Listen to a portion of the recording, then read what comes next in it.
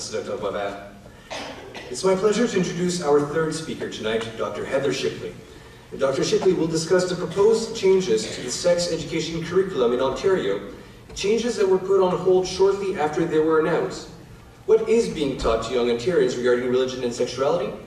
Our next presenter has been examining this. Please welcome Dr. Heather Shipley.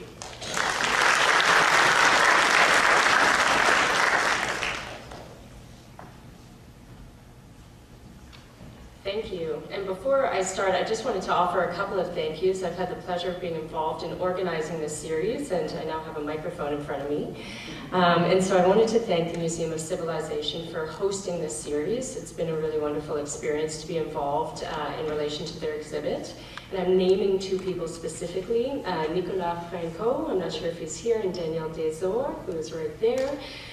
Both who have worked really tirelessly and creatively on this series, and so I just wanted to say thanks to them.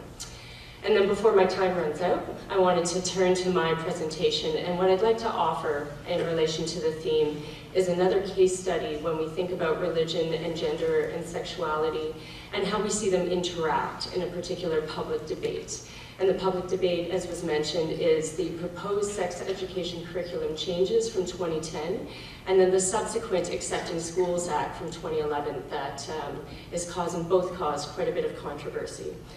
And what I'm interested in exploring regarding these particular debates, these public debates, is the assumptions and generalizations that are often made about the relationship of religion to gender and sexuality, and the relationship of each of these categories on their own. There are implications and consequences when religion, gender, and sexuality are assumed to already be in conflict before a conversation has even happened. And it's an assumption that relies on these particular essentializations about religious and sexual identities. They repeat and inform stereotypical notions about what we think about when we think about religion and gender and sexuality, and as was demonstrated in the two previous presentations, there's obviously a lot of nuance that is missing from these conversations. And when we dig into the topics and talk to individuals, we can sort of break apart some of these problematic assumptions and maybe reduce some of the implications and consequences. And obviously there's a spike in interest in public debate when we talk about religion or gender or sexuality or sex, and particularly in relationship to schooling and education. Often, as was already mentioned, the religious voices that we hear that are most loudly heard in the public arena are those who argue that sexuality equality rights challenge their religious beliefs. In relationship to the Accepting Schools Act, we hear that their religious rights are being infringed regarding these particular policies. But what's clear is that not all groups are unified in their approach to the topic regarding equality rights, and that, as demonstrated already, there are clearly those who are both religious and sexually other, or religious and support of sexual diversity. The religious is not one group, nor are the sexually other, the sexually diverse. And I wanted to just say, I think there are ways that Canada distinguishes itself in a positive light regarding equality rights in comparison with other countries across the globe.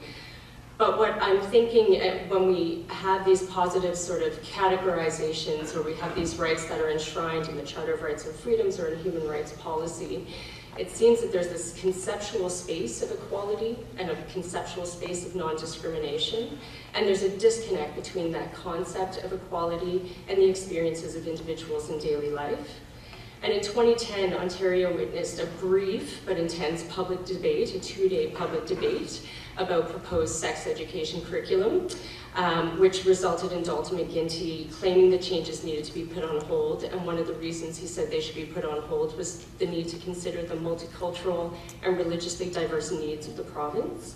And then following that, he spawned another controversy in 2011 when he announced his Accepting Schools Act, which focuses on anti-bullying programs, and it's intended to be integrated by both public and Catholic school boards in Ontario. And starting with the curriculum, there are a number of modifications that caught people's attention, specifically naming of body parts and sexual acts. But the area that seemed to be the center of the controversy was in the grade 3 component regarding learning about individual differences and the differences that make us unique, was the inclusion of gender identity and sexual orientation. The curriculum also mentioned allergies, but no one seemed too concerned about that. Not controversial.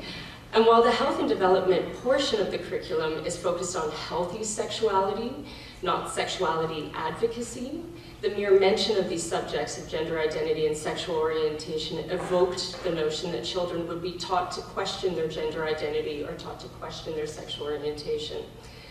The changes to the curriculum, which took 2 years to develop, were suggested as necessary to adapt to contemporary sexual health education standards, to increase understanding regarding sexual identity.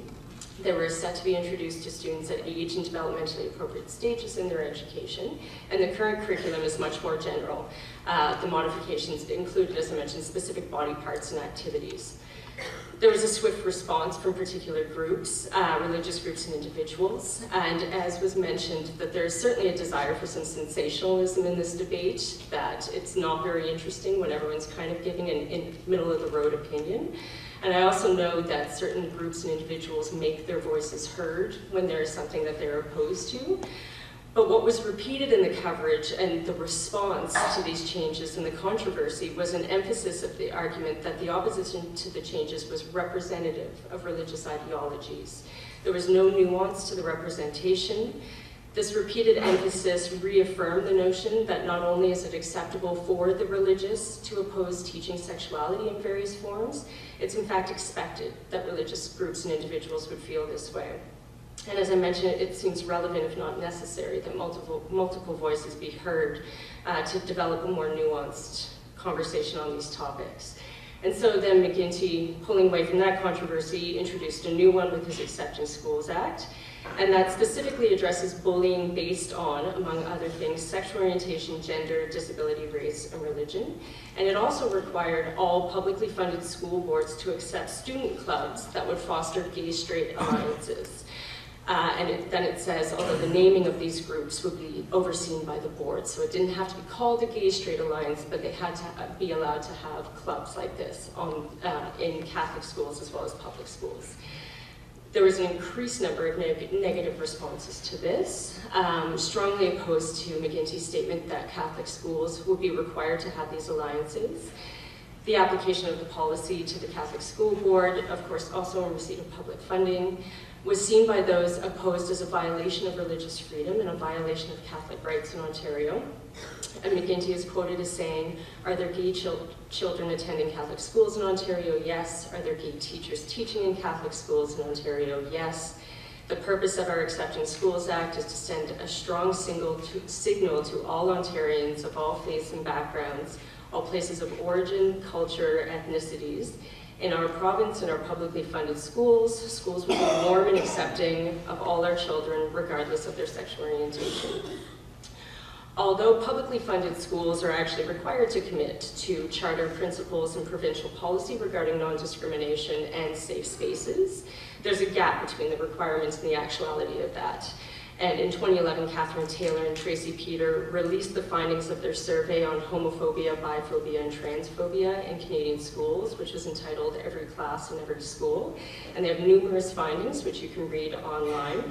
But some of what they report is that students, LGBTQ students and non-LGBTQ students, reported hearing homophobic, transphobic, and negative gender-related comments on a regular basis, in some cases on a daily basis. That the comments were being made by both students and teachers, that teachers weren't intervening in cases where students would overhear these comments or make these comments. They also report on the increased frequency of verbal and physical harassment regarding gender expression and sexual orientation, and also harassment based on the perception of sexual orientation. So not necessarily based on an identity category to which youth are identifying themselves. And a recently completed study led by Andrew Kamtuck in Britain and Wales regarding religious and sexual identities of youth challenges some of these assumptions regarding religion, gender, and sexuality, those that we often hear in these debates. Among the project's findings, respondents who articulated both religious and sexually diverse identities, gay, lesbian, etc., often reported feeling a requirement to downplay one aspect of their identity depending on the community they were in. So in an LGBTQ community, they felt a requirement not to talk about their religious identity, and in a religious community, they felt a requirement not to talk about their sexual identity. They weren't reporting an internal struggle between these categories of identity, but they felt that external communities and social forces required them to marginalize at least one part of the identity in contemporary society. And I just introduced these topics before our roundtable surrounding proposed sex education curriculum and the subsequent anti-bullying policy as examples of the ways we often see religion in conflict with sexuality, and in this case also in conflict with gender identity, without the nuance to the ways in which religious individuals and groups support equality rights, support gender identity rights, etc. How it becomes accepted and expected that the religious voices we hear will oppose when gender identity and sexual orientation are named. And that clearly, although Canada has developed policies regarding non-discrimination and inclusion, the transmission of those conceptual spaces is still highly problematic, witnessed in the regular experiences of discrimination by youth. When we continue to perpetrate the notion that religion and sexual diversity are inherently in conflict with one another, we end up positing the two categories in a scenario where one is going to win and one is going to lose, and we miss transmitting from policy to application based on authentic experiences of individuals. Thank you.